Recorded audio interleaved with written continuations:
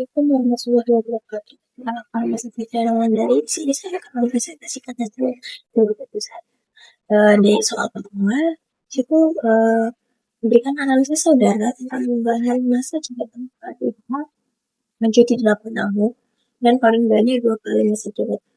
Apakah perubahan ini lebih memperkuat stabilitas pemerintahan desa atau justru berpotensi menekan kontrol demokrasi di desa? Di situ logika menurut saya perubahan masa jabatan kepala desa menjadi 8 tahun dengan batas maksimal 2 periode merupakan komponen politik yang di satu sisi berhasil membangun stabilitas politik lokal dan efisiensi pembangunan, namun di sisi lain secara signifikan berpotensi melemahkan mekanisme kontrol demokratis, memperlambat regenerasi kepemimpinan, serta meningkatkan risiko penyalahgunaan kekuasaan di tingkat desa. Untuk supaya kebijakan ini itu tidak melahirkan otoritarianisme desa, pemerintah harus memperkuat fungsi pengawasan BPD, memberikan transparansi pengelolaan keuangan desa. Soal kedua itu jelaskan hubungan kewenangan antar pemerintah desa, pemerintah daerah, kabupaten atau kota, dan pemerintah pusat dalam penyelenggaraan pemerintahan desa, dan juga berikan contoh bentuk koordinasi yang ideal agar tidak terjadi tumpang tindih kewenangan.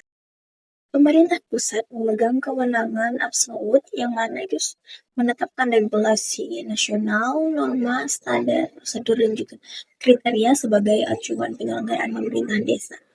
Selain itu, pusat juga menyalurkan stimulus fiskal berupa dana desa.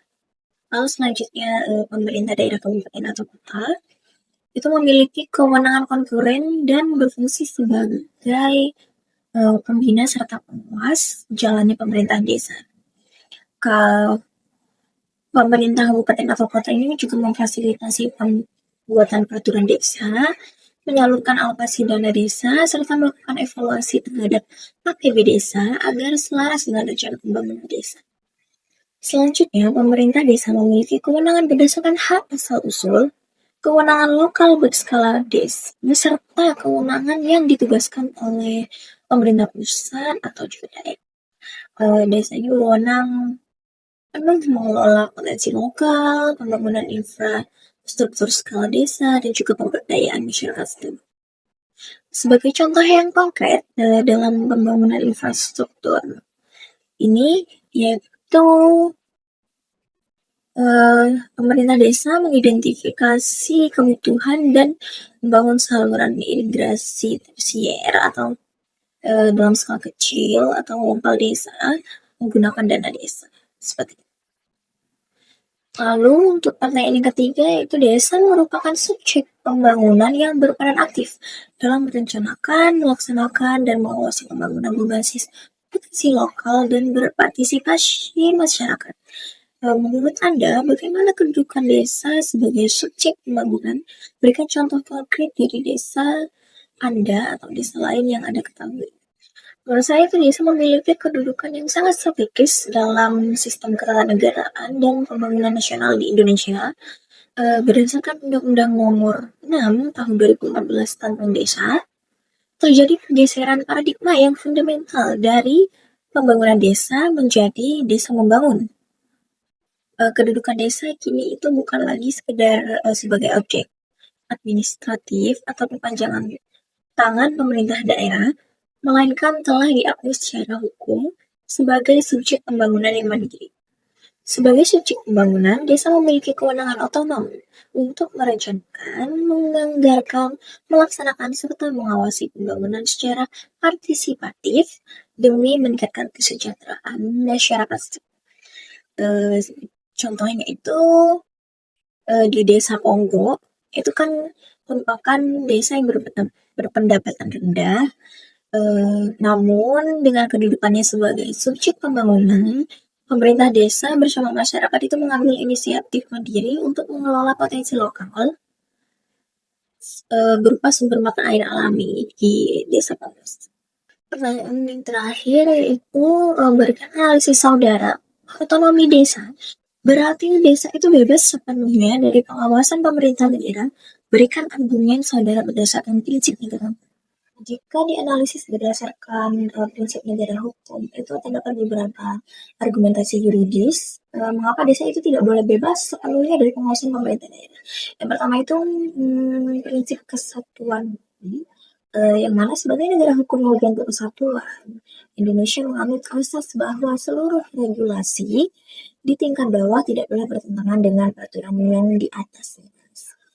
Dalam pengawasan pemerintah daerah terhadap peraturan desa itu sangat penting untuk memastikan bahwa kebijakan lokal desa tidak menabrak undang-undang atau peraturan daerah yang berlaku.